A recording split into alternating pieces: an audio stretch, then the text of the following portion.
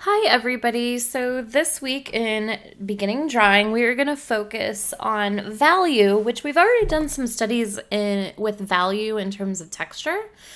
But this week, we're going to look at value in relation to lighting and get a sense of how being able to convey lighting on your drawing is going to give it that realistic feel and that three-dimensional feel. So here on my tablet, I have three different drawings of a candle in progress. The first one, we've just got the contour lines sketched out. We've got kind of like a dark area of value sketched out. Go into the second iteration of this drawing and the background is sketched out. We've got contours in a darker pencil, not that sort of sepia pencil. And then as we go into the third candle rendering, we have all of our value applied. So you can see here that value really is the key to creating depth in your composition. And depending on how finely that value is applied, determines how realistic your drawing looks or how technical your drawing looks. Now, if you're using texture to create value, that's super cool. And sometimes it does look realistic, but a lot of times cross-hatching has kind of a sketch fill. It feels a little bit flatter than having a true gradient in your drawing, a true perfect gradient, which we did work with a little bit. What we're going to do in this week's exercises is you're going to actually do the opposite of what we've been doing so far. So far, we have been applying line and value to the paper in terms of, dark and light and contrast and all of that. But this time you're going to erase it away. So this is a really good exercise. Sometimes it's known as, it's a backwards charcoal drawing or an eraser drawing or something like that. But what this will allow you to do is not be afraid of having dark values in your drawing. So a lot of times when you first start drawing, you start to apply value and you are doing the best you can, but you don't want it to be too dark. So a lot of students' drawings end up looking like this middle candle, let's say, and they say, well, I think my drawing's done. And then I say, no, let's go back. You need darker value in certain areas, and you need sharper light areas of contrast to really create that 3D. So you see the difference in these two, just in terms of the background. Here, let me just circle exactly what it is that I'm talking about. So just in terms of this background right here, right? Your first instinct is to not make this value area that dark. But you need to in order to really create the depth and the gradient needed in this drawing. Same with here. You might not be compelled to draw such a dark line in contrast to the candle wax that's coming down, but you need that almost completely black value to create the high contrast, to create perceived depth in your composition. Okay, so what you're going to do is you're going to create 3 charcoal compositions this week.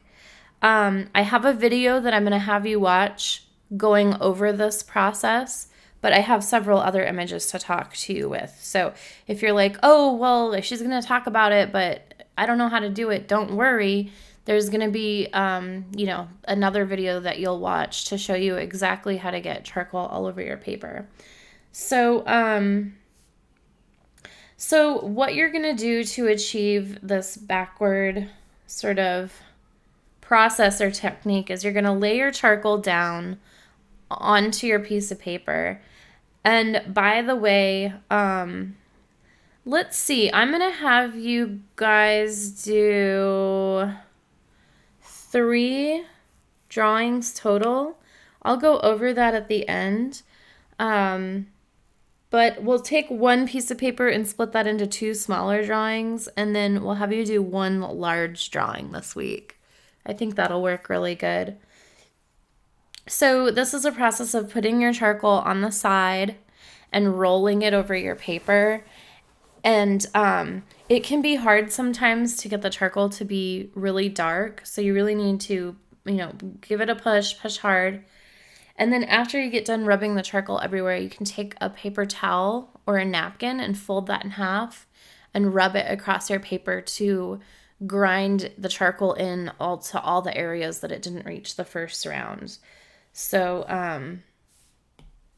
anyways, that'll be the process, but more instructions on that to come. Okay. So you're going to get your entire paper to be as black with charcoal as you possibly can. And then what you're going to do is work backwards. And I have a few examples of these types of drawings.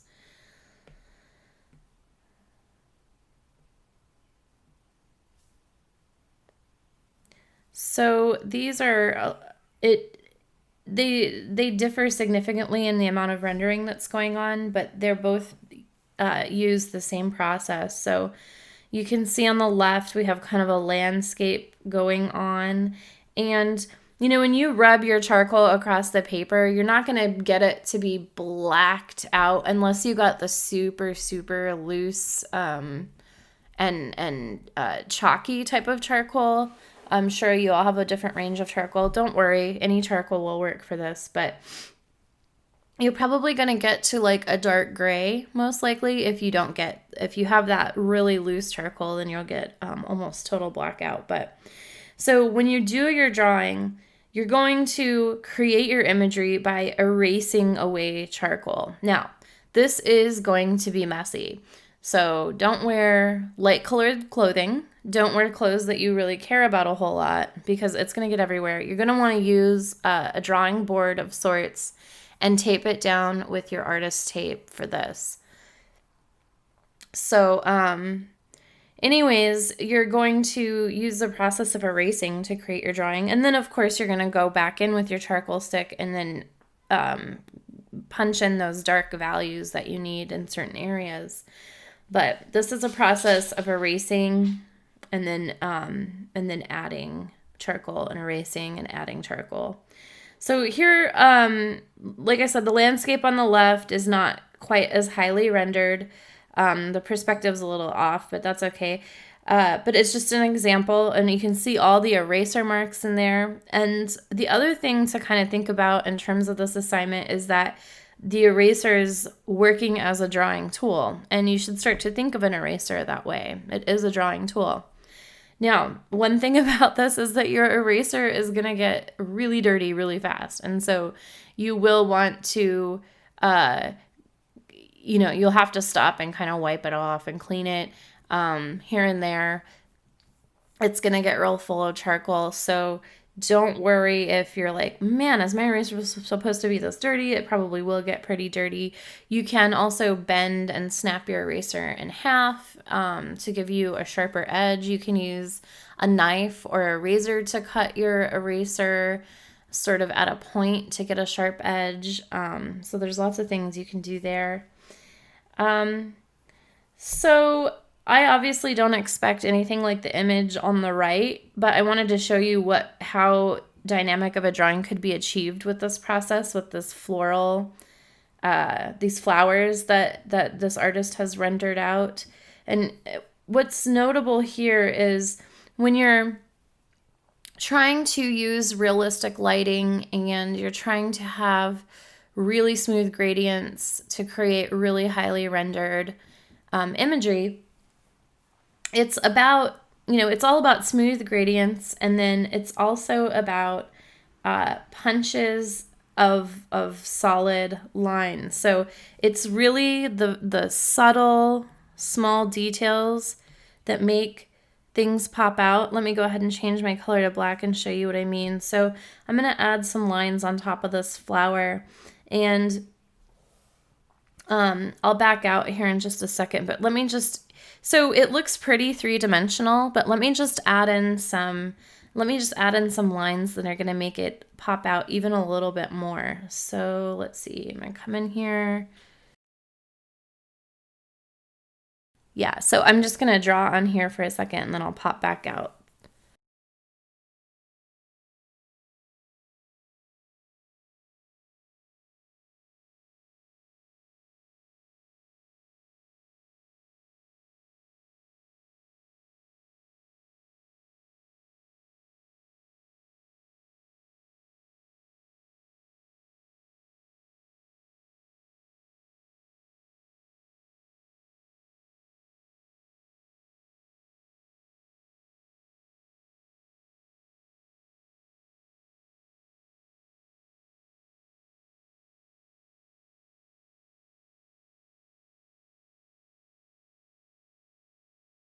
Okay, so let's take a look and see what this looks like before and after with these added highlights. So first we'll look at it close up. So here's without what I added on top of the flower.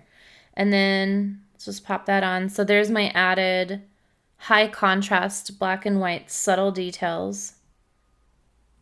So that's the difference at close up. Now let's back out of the composition itself and let's take a look. You see how much more that flower pops out? It almost has a little bit too much dimensionality. Honestly, I should probably go in and smooth out some more gray, but it doesn't take much. And knowing what to do and where to exactly to place those lines, that takes practice. So, don't expect that you're going to be real great at it right away. But I guess what I'm saying is, and I'm going to go over this with you all here in just a moment, but you're going to black out your paper with charcoal. You're going to go in with your eraser. You're going to map out contours just like before.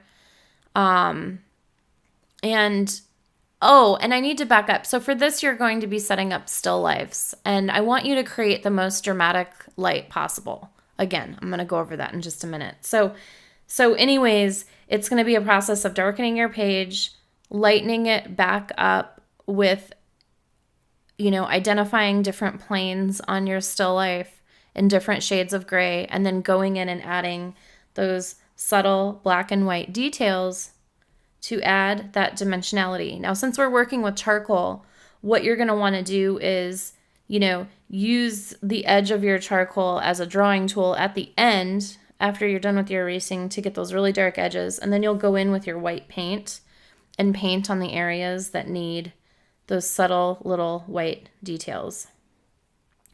Okay, so let me just show you a couple of other images that I have here. So just to show you other examples of this type of drawing. So let me shut these down. Let's see. Oh, my wine glass is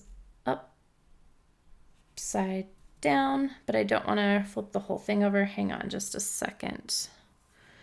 There we go. And done, and then I'll move the skull above. Okay, so here's just a couple of other examples of this type of drawing. Again, if you're looking at the drawing, it's these subtle, very subtle details of, you've got your general gradients, you've got your general gray areas.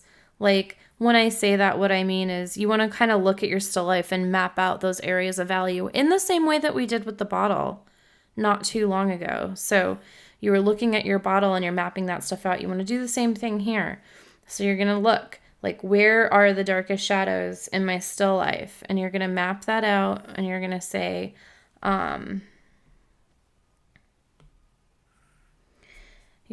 okay, here's this area. I know that I need to have kind of a crease here going along, and then a really smooth gradient coming outward from that of dark black, and then it gets lighter. And then I come in over to my glass. I see that light is hitting the ring of my glass all the way around, but there's also a little bit of black to show the lip of that. Yeah. So I'm going to give you an idea of how to get started. I don't know exactly. I'll probably use one of the images that I have here of still lifes in just a moment. This skull, again, like it's rendered pretty well, but watch the difference it makes when I come in and add just some really clean white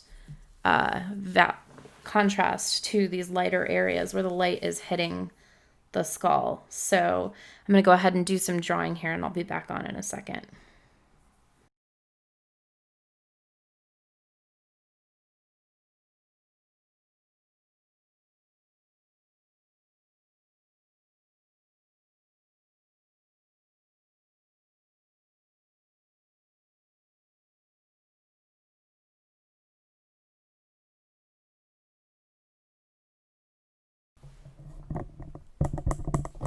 Okay, so back on here. So let's just look at the before and after. And then let me just back out a bit.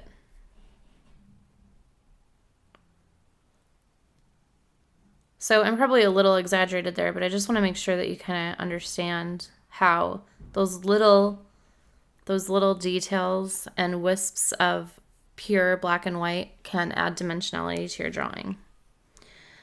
Okay, so the first thing that you're going to do for this is you need to set up a really simple still life in your house. I would suggest using some simple dishes, like a cup, maybe a bowl.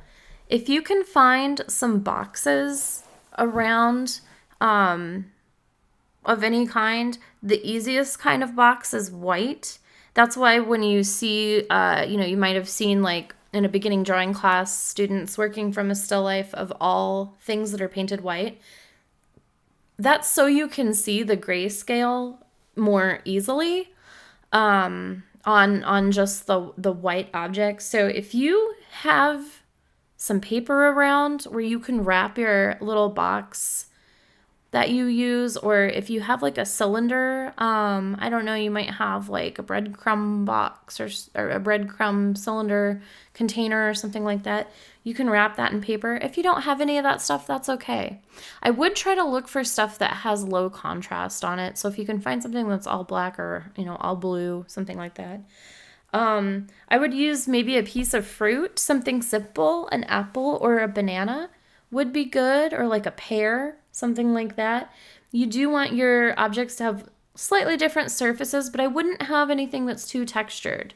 So, and what you're going to do is when you look at your still life, you're going to try to identify as you can areas that are dark and light and mapping that value out in the same way that we did with the bottle, but this time you're erasing where the light is hitting.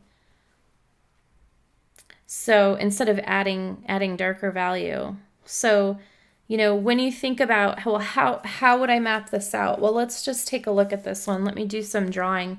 Now, first of all, it's impossible for you to put how you view the world in grayscale, obviously, but let's take a look at what that might mean. So if I take this layer here and I put it to luminosity, that's going to flip it to grayscale for me, which is great. I'm going to get rid of this layer here. Okay, so this is flipped to grayscale now. And what I need to do is with my eraser, you're going to go in and start mapping out the contour lines. Now, don't worry too much about perspective and measuring in this particular exercise. It's kind of like we're going to focus on all the different components of drawing, and then it's going to all come together maybe, around week 7 or 8, okay? So don't stress too much about perspective and measuring on this. What I really want to see is if you're able to see value in the grace, in the objects in front of you. Oh, the other thing is we want to have pretty dramatic light on these objects. So whatever you pick, kind of get them set up. And then if you can get like a lamp nearby and kind of darken the room a little bit, that's going to be the easiest way for you to see grayscale. So anyways, I'm going to come in here. Let me just flip this to red so you can see where I'm drawing. What you're going to do is you're going to take your eraser and you're going to start out by kind of mapping out the contours of your objects, like so.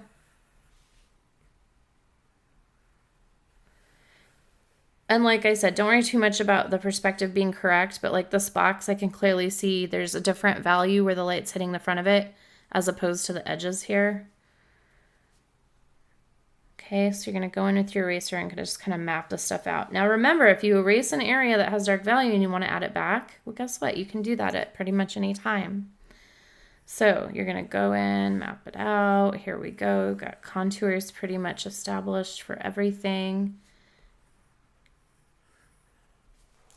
For the cup, I would just erase out, you know, this cup shape, and then I would come in and start erasing the handle out. And then what you're going to do is you're going to use your eraser more lightly as you go in and map out the kind of medium, you know, the medium stuff. So medium values. So come in with the eraser, and I'm only going to, so this should be pretty dark, right? I'm only going to half erase. I'm going to take my eraser and just kind of lightly erase so it kind of hits a medium grayscale. This one's a little bit lighter. So I'm going to go in, of course I'm using red, so I'm trying to show how hard I'm erasing by how opaque my red is. This one I'm going to want to erase up here where the light is hitting. This I can probably leave, and then I'll come in and lightly erase. You know, like lightly erase around here. Then we're going to lightly erase this whole area because it's kind of a middle gray. Then you're going to come in and you're going to erase much harder where the light's hitting really hard. And so what else is good about this too is a lot of students are like in beginning drawing kind of hold back on having that background be a dark value, but this sets you to where it's already a dark value anyways. And so it really helps you if you get the dark value of the background right away, like especially if you have dramatic lighting where the light's just shining right on your objects, the whole background should feel pretty dark in terms of grayscale and value. So this kind of gets you there. This technique of drawing, the eraser drawing, kind of gets you there more quickly. Yeah, and so I just, I have some other images here of different still life setups. This one has really dramatic lighting. It's just a couple of dishes. Something like that could work. And then here's another setup with a teacup and some tomatoes. So it really can be simple. So just know, I don't want you to feel stressed out or overwhelmed on this. Okay, so what are we going to do? So I want you to do 3 different still lifes. Let's see, I have one of these layers on, several of these layers on. Just 1 second. Off. Okay, so what are you technically going to do? Let me change my pencil to black. Okay, so you're going to do 3 eraser drawings total. So you've got your first piece of paper and your second piece of paper. So you can split your first piece of paper into number 1 and number 2. You can just cut that in half, or you can fold it over on it, fold it in half and then flip it, whatever you like to do. And then your last one should be a full-sized piece of drawing paper. And maybe I would make your still life a little bit more complex. So maybe this one is just a bowl and a banana, let's say. And then maybe number 2 is a bowl and you got your banana friend there. And then maybe you add a box in the background. And then for number 3, I would try to make it a little bit more complex with, other objects. So maybe a bowl a cup, your box, banana, and then maybe there's like, I would try to add something in a little bit more complex for this last one. So I'm going to draw like a really silly toy, maybe a toy that you have laying around or some kind of figurine, whatever it is. And so I would say that for each of these, and I'm going to look that the time's being spent, I would say you need to spend 30 minutes on the first two. And I'm going to say 1.5 to 3 hours on, I don't know why I'm making a number sign there, on the big one, okay? And in terms of, I wrote 3 minutes, 30 minutes. In terms of thinking about that in relation to the amount of studio time you're spending in this class, remember this type of class normally has about 6 contact hours per week. So we're still, we're still within the realm of what you would accomplish normally in class. But yeah, let's spend a lot of time on that last one. And so remember, the process is going to be that you come in with your charcoal and you're going to black out your composition. You just need to make that much bigger, okay? Again, you're going to have a short video after this to have you get some visuals of somebody doing it. There's tons of them online.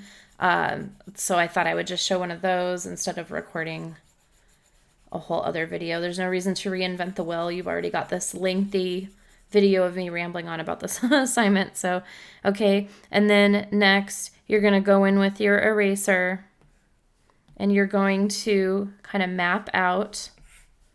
You're going to kind of map out the objects in your still life. This banana apparently stands completely by itself in the air. So you're going to go in and do that. And, these initial contour lines, sorry about that. These initial contour lines, there might be not so high contrast. When you're looking at the value, you just kind of have to map out and see how it goes. It depends on how the light is hitting. I mean, if the light is hitting this side of the banana, you're going to have a big high contrast, and then it's going to go as a gradient, back into the background.